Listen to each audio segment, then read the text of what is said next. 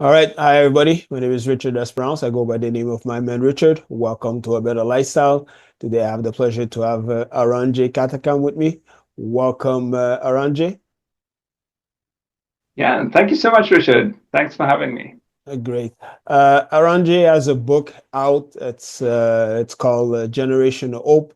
We're going to talk about that a little bit.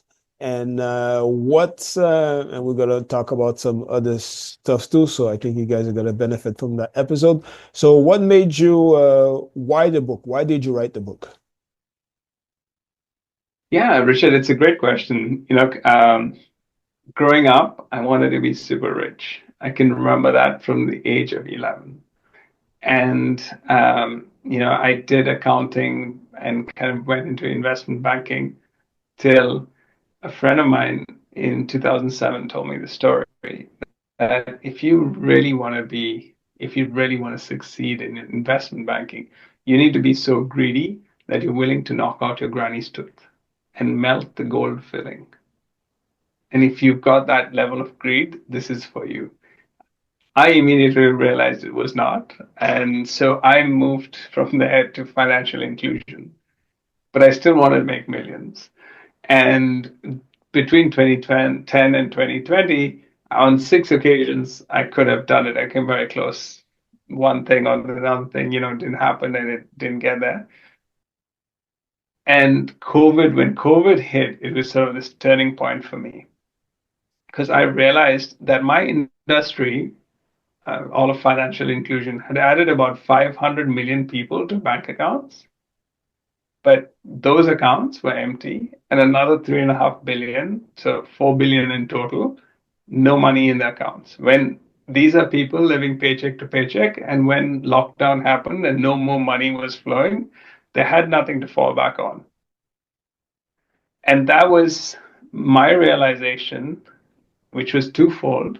One is that financial inclusion is good, but not enough. We need economic inclusion.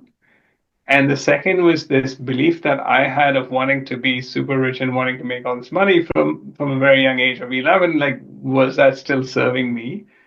And part of that was the realization that by wanting to be super rich, I was part of the problem rather than the solution for the people to whom I was trying to serve and make a difference to. So that was the genesis of the book. It took me 3 years, tons of research, read a lot, and to figure out some of the gaps and, kind of where the problems I wanted to solve, but the answers I didn't have. And so it was a really interesting experience. And the book came out last year as a result of all of that. What are some topics that you touch in your book? Yeah, so I think, it's really about our economic participation. Like we are part of the economy. And there's no real economic system that somebody designed in pristine condition and said, let's implement this. And a lot of policy changes happen over time, over decades, but we get to choose. So the first thing I would say is who's in control. There's a whole chapter on this, but it comes down to our agency. What role are we playing? And we actually have the power. And if we're lucky to live in a democratic country, we vote every 4 or 5 years, and then some local elections and this and that. But the truth is, every single day we vote multiple times with our money and our attention.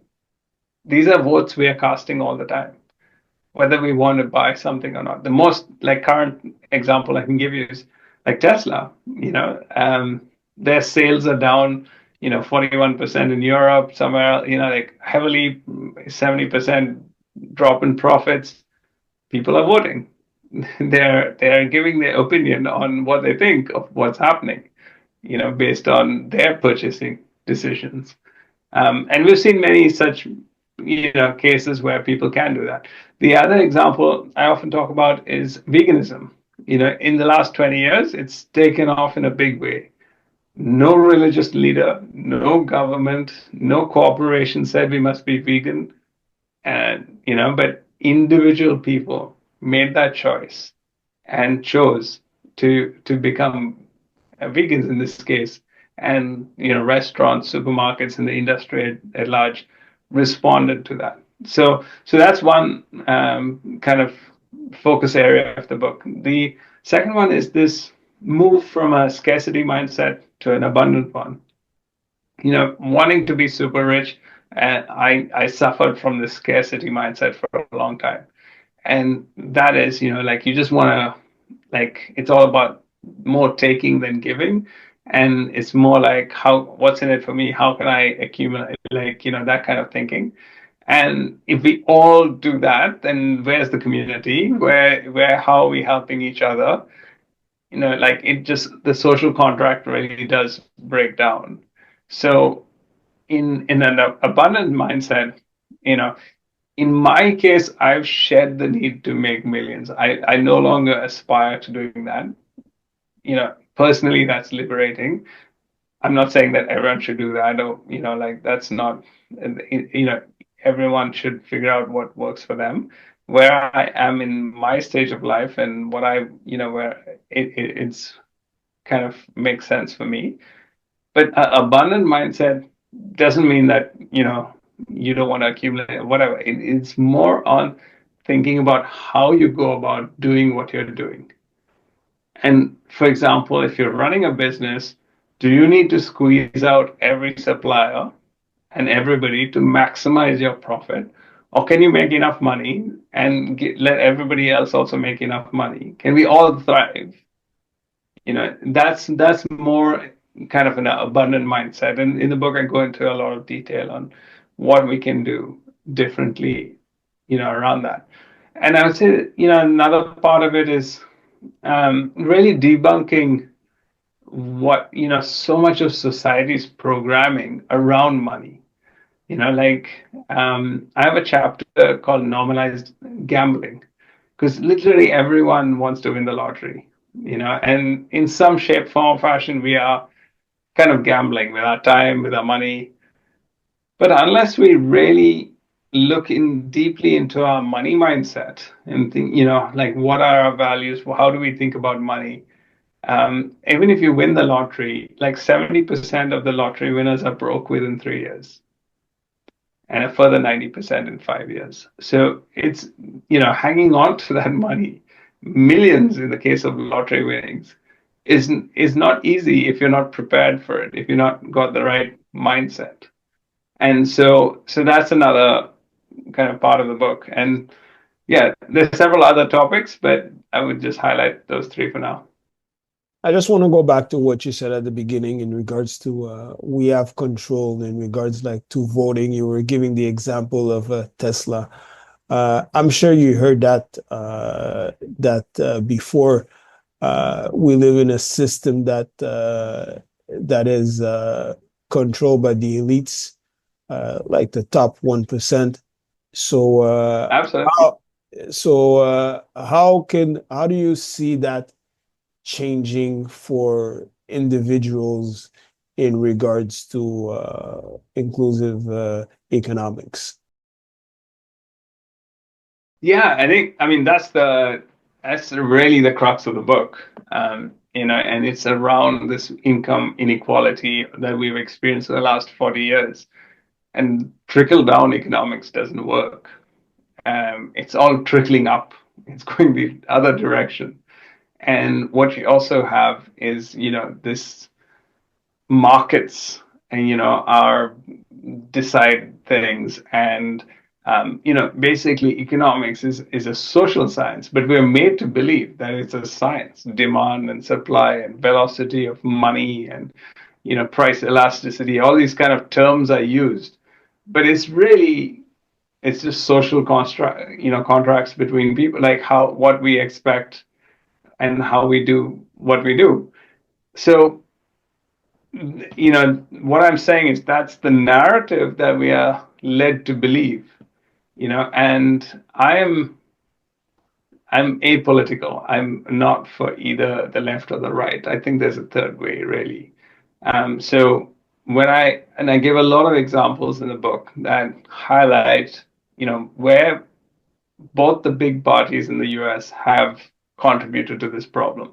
This problem is not red, it's not blue, it is red and blue. And each one perpetuates it in a slightly different way.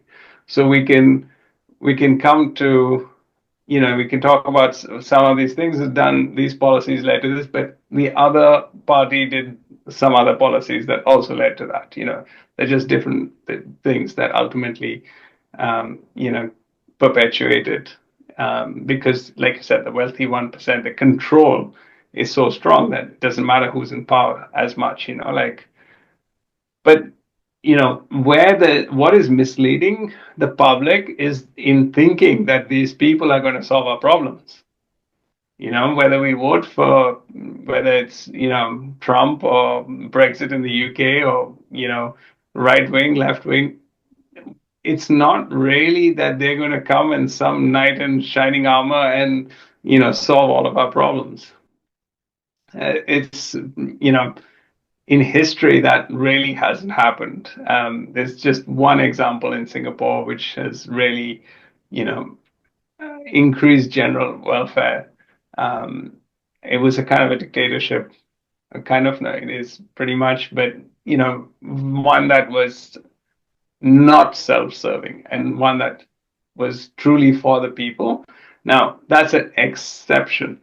Most other countries, whoever is in power is all about how much can I get. You know, it's in third world countries, it's kind of like looting, like probably just, blatant. Like in Western countries, it's more sophisticated. Nowadays, that's a little bit less, but it's been happening for decades.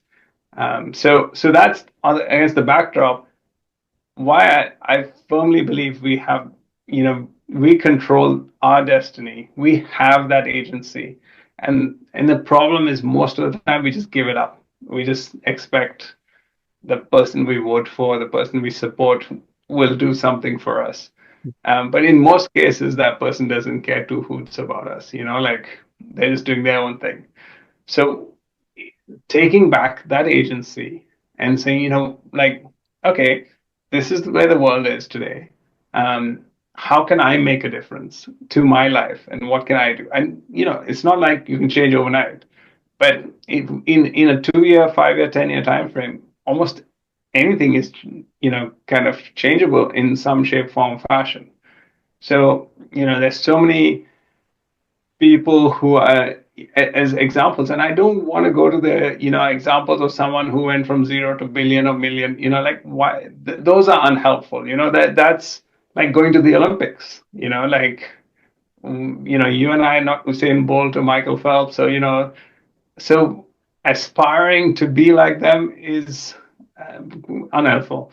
But there are a lot of people who have, who they're good role models, and the best ones are within your community, within your reach. People who have persevered, who have worked hard.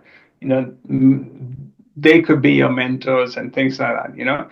And I also, even though I am a serial entrepreneur and now I'm building nonprofit startups, I'm not a believer that everyone should be an entrepreneur. The world is just not made that way. I mean, for those who are inclined that way, we live in a phenomenal time.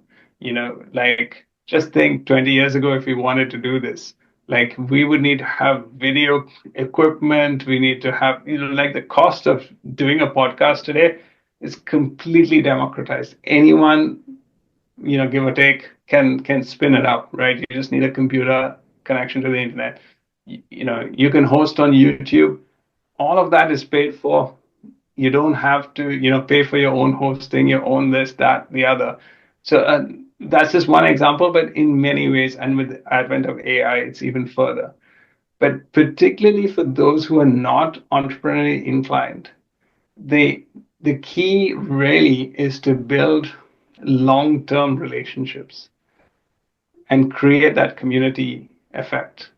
And within the relationships you want to build, some of those should be entrepreneurs. Because guess what? Entrepreneurs need people. no one can build that business themselves. They need people who are, with the right attitude, willing to work, do, also contribute, and you can get remunerated and rewarded through that process. So there are ways, depending on what you as an individual want, based on lifestyle, purpose, etc. You know, someone was telling me this question. She asked to a cohort of, she runs these accelerators, and she was like, "What does success look like for you?" And she says most people can't answer that question. So the thing is, then in that vacuum, what are you chasing? So if we know what we want, then we can make a strategy towards achieving that. For the most part, for me, for 30 years, it was just like, I want to make millions. And that was a bad strategy. Like, right, it didn't serve me well. I always felt a lack because I wasn't achieving that. And, you're chasing something you don't have. So, like asking that question to yourself, like, what do you want and what is success and how to go about it? I think, those are sort of the ways we can take agency and control our lives in whatever, way and extent we can. Mm.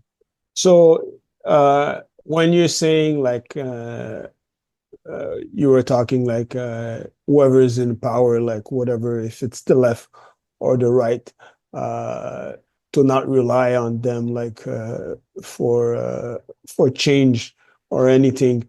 Uh, because I was talking to someone this morning in regards to entrepreneurship, and one thing that for me that I kind of realized last year is because I listen to a lot of stuff online, and it's in regards to entrepreneurship or whatever, like in the arts or whatever goals that you have, is to figure it out. To not rely really on the government, and really like to figure it out like on your own if the government doesn't come true. But wouldn't you agree that if whoever's in power, if that person takes out all the regulations that are there that stops people from moving forward? Because there was someone who was, I'm not going to mention her name, she was talking about what one of the president has had done before in the past is take out regulations, because there was a lot of regulations in different aspects, especially for entrepreneurs. Like it was like closed doors for entrepreneurs. Like if you didn't have a connection, you can get in. So by taking those regulations out of the way, it could help other people to move forward and to be more prosperous. So what's your take on that? Yeah, I mean, I think of regulation as a tool, like AI or hammer or knife or it's just a tool. It's always got two sides to it. So, it's not that I'm for or against, because the thing is that some regulations are good and some regulations are bad. And so you won't always optimize, for the problems you're trying to solve. Because if you have no regulations, then you have a problem. If you don't know which side of the road you need to drive on, you can imagine what kind of traffic jams and accidents we're going to have. So having that common understanding that we drive on the left here in the UK and you guys drive on the right in the US, and we're going to stop at a red light, and all of these things are important. But what's happened over the years is that uh, everybody has a special interest. There's lobbies. There's like, okay, so if you want to become a hairdresser, then they don't want too many people to be hairdressers, because otherwise they're going to earn less money and all of this. So it's like, let's put in these processes for you to become a hairdresser. You need to be qualified in this way, get this accreditation, all of this. And so the bureaucracy thickens, and that's just one example, right? Like, so for every profession, then there came all of this ring fencing, and one saw, oh, those guys have that, like that'll be good for us. So it all comes back to the scarcity mindset. It's like you climbed out and you got on the boat, and then you pull the ladder up, like so nobody else comes. That's kind of how a lot of this regulation has been created, special interest groups, etc. And so and the question is that serving broader society? Is that good for general welfare? I would say no. Um, on the other side, when Rockefeller broke, was having these vast empires, and the I think it was Roosevelt at the time who broke those monopolies by creating regulation to say, like, what, Standard Oil can't be this big and all of this. Arguably that was good for the people. That brought prices down. That helped kind of redistribute some of those profits. So, tools can be used for good and for bad, and it really comes down to how do we solve for each of the different problems. So what about the impact of DEI?